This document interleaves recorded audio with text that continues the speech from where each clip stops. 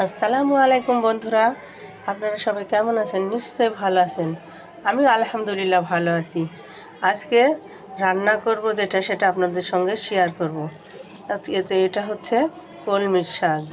কলমির শাকের মধ্যে আমি কয়েকটা আলু কুচি কুচি করে দিয়েছি, সঙ্গে কই মাছ কুচি কুচি করে কেটে নিয়েছি। আজকের রান্নাটা এই কই মাছ দিয়ে, আলু দিয়ে, কলমি শাক দিয়ে মাখা মাখা ঝোল করে রান্না করব, সেটা আপনাদের সঙ্গে শেয়ার করব। চলুন তাহলে শুরু করা যাক। কিছুটা কাঁচামরিচ এবং পেঁয়াজ কুচি দিয়ে দিচ্ছি।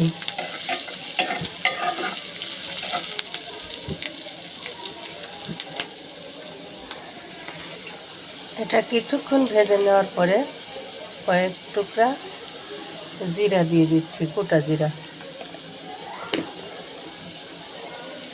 দিয়ে এটা সুন্দরভাবে কিছুক্ষণ নাড়াচাড়া করে নিলাম।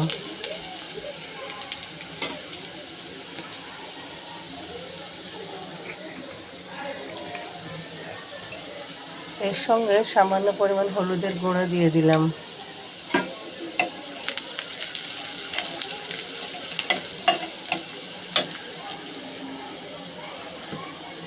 সামান্য পরিমাণ লাল মরিচের গুঁড়ো দিয়ে দিলাম।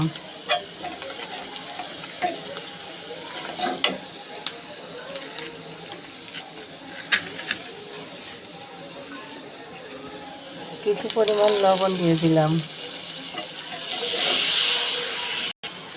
কিছু পরিমাণ পানি দিয়ে দিলাম।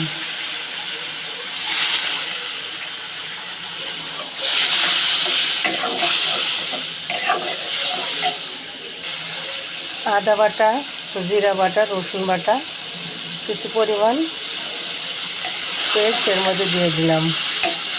দিয়ে মশলাটা সুন্দরভাবে কষিয়ে নেব কিছুক্ষণ। আমার মশলাটা কষানো হয়ে গেছে।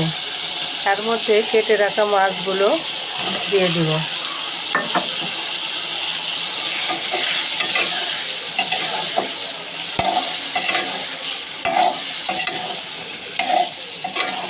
মাছটা কিছুক্ষণ সুন্দরভাবে কষিয়ে নেব।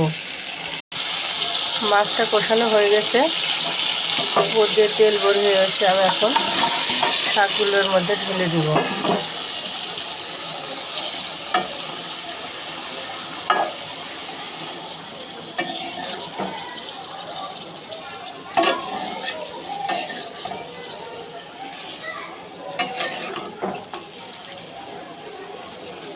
এভাবে কিছুক্ষণ এটা কষিয়ে নেব। কিছুক্ষণ এটা ঢাকনা দিয়ে ঢেকে রাখবো।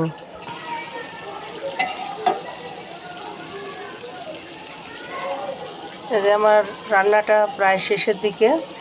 আমি এটা গা মাখা মাখা ঝোল রাখবো।